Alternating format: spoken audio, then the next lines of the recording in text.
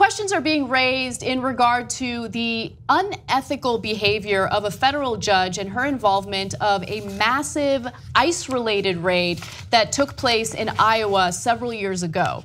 Now, the federal judge is Linda R. Reed, and Mother Jones did a great investigative piece looking into her financial disclosures and realizing that her husband was vested in stocks that were tied to private prisons. So GEO Group and Corrections Corporation of America, which has now changed its name to Core Civic to try to rebrand itself, but I'm on to you. I know that you're a terrible, terrible corporation. Anyway. Anna's on to you. I'm on to you. But by the way, you'll notice, you know that a corporation has issues when it starts to rebrand over and over again. Right. Like all the cigarette companies were like, oh, we're not Philip Morris anymore. Those are the people who caused cancer with cigarettes, right? No, we're Altria or whatever. I forget which one is which. And then Blackwater, we're not, did we call it Blackwater? No, we're like Puffy Cloud now. Yeah. Right? They like renamed themselves 3 times. Right. Same rows and not much of one. Right, exactly. So understand that private prison companies make the most amount of money off of detaining undocumented immigrants and also imprisoning people who are nonviolent drug offenders. And so when Donald Trump got elected, stock values for GEO Group, for instance, went up considerably because they knew that Trump was going to specifically target undocumented immigrants. That means that they're gonna have more prisoners and make more money. Now, going back several years ago, there was a huge raid that took place in Iowa. It was known as the Postville raid that happened at a slaughterhouse.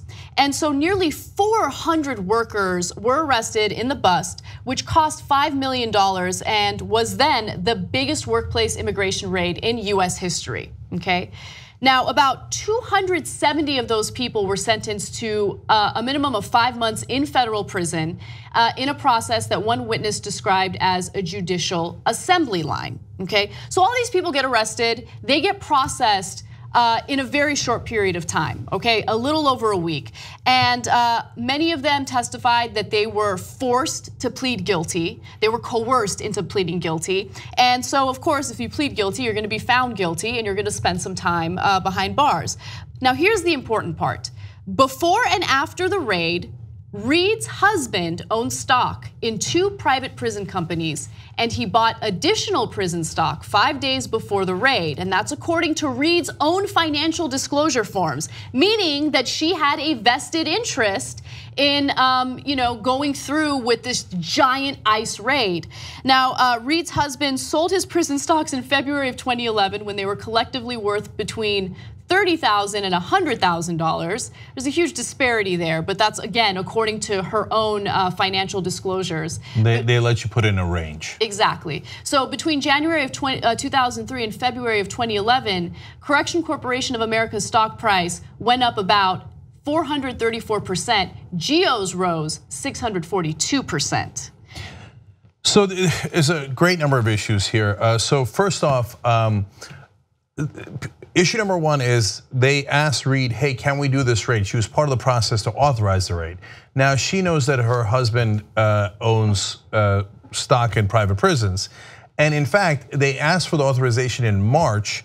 They do the raid in May. But 5 days before they do the raid is when he buys more of that private prison stock. Okay, so defense lawyers are partly complaining about, hey, wait, they even went through some mock trials, like how quickly can we convict all these people, which is deeply problematic because it assumes convictions, et cetera. But you know what, look, that you can debate. And you can say, no, they didn't assume convictions.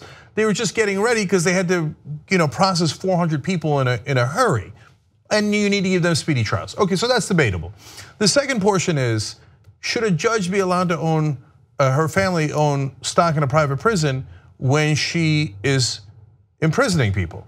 She has an incentive to imprison more people and for a longer period of time. That's not remotely debatable. Exactly. And just real quick, the third issue is, if you take advantage of information that is not public and you're a government official, especially if you're a judge, and you use that to make trades, that is also deeply unethical. And you're telling me it was a coincidence that he bought stock 5 days before the biggest raid that had ever happened like this before, So no, and look, in judicial circles, the appearance of impropriety is almost as important as the impropriety itself, because then people start to question the judicial system and whether it's fair.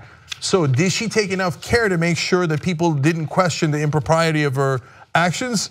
Hell no, this is deeply problematic.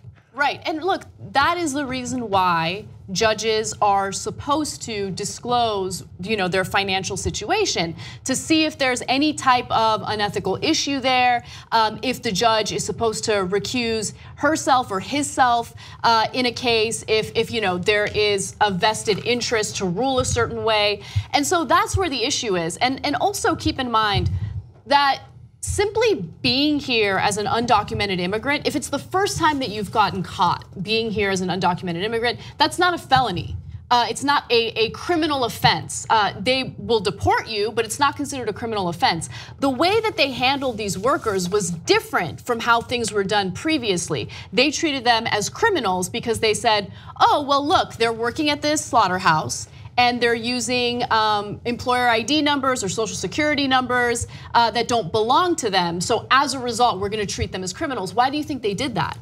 They did that because they wanted to imprison them. That's the reason why they did that. And look, you gotta understand something.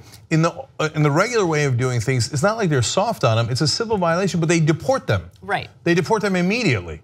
So in this case, they didn't deport them, they decided to have more costs on the American taxpayers. Exactly. Put them in prison for 5 months, generally speaking, roughly, okay? And after we pay all that cost, they deport them anyway. Why not just deport them? That's the whole point of busting them for being undocumented immigrants. That's exactly what, okay, so again, if you're against undocumented immigrants and you're like, they shouldn't be here, we should get rid of them, they're draining our resources. Okay, well, don't you think it's a little strange that private prisons are profiting off of imprisoning them before we deport them? So not only did it cost us a ton of money to imprison all those guys for all that time, the bus itself, the mechanics of the bus, cost $5 million. So it's money on top of money. And then, very important point too, Anna pointed out that Reed's husband bought the stock, and by the way, when your husband buys it, it's like you buying it, it's the family, it's considered the same. He bought it between 30 and 100,000, as she pointed out. He then sold it 5 months later. He buys it 5 months before the raid, 5 days before the raid, sells it 5 months after. It went from 30 to 100,000. The new range was 65,000 to 150,000. So it went up anywhere between 50 to 100% in value. They're gonna tell us wild coincidence. No. You, as a judge, you don't get to have coincidences like that. And so this is an open and shut case. I mean, they should take every kind of ethical action against her, because look, this is bad on 18 different levels, as we just explained it to you. But it would be enough if all you did was buy a private prison company stock and you're a judge. No, that's insane. You have a profit motive to put people in prison, whether they're guilty or not, to give them longer sentences, whether they deserve it or not. No judge in America should be allowed to buy private prison stock. That's insanity. That's not capitalism. That's using the system to imprison and enslave potentially innocent Americans. And by the way, that now, look, I think the prison system, especially because the war on drugs, has an enormous amount of racial issues, but this is not racial. She doesn't care if you're white, black, Latino, or Asian. She's making cold hard cash off of imprisoning you. So you think she's gonna give a damn? No. And if you allow it for other judges, you think they're gonna care? Some are gonna be good guys and not care. But a lot of people are gonna be influenced by the money. It would be insane not to realize that. If you like this clip of the Young Turks, there's a whole live 2-hour show, 6 to 8 p.m. Eastern every day, and you can download it or stream it and watch it without ads if you become a member. tytnetwork.com/join.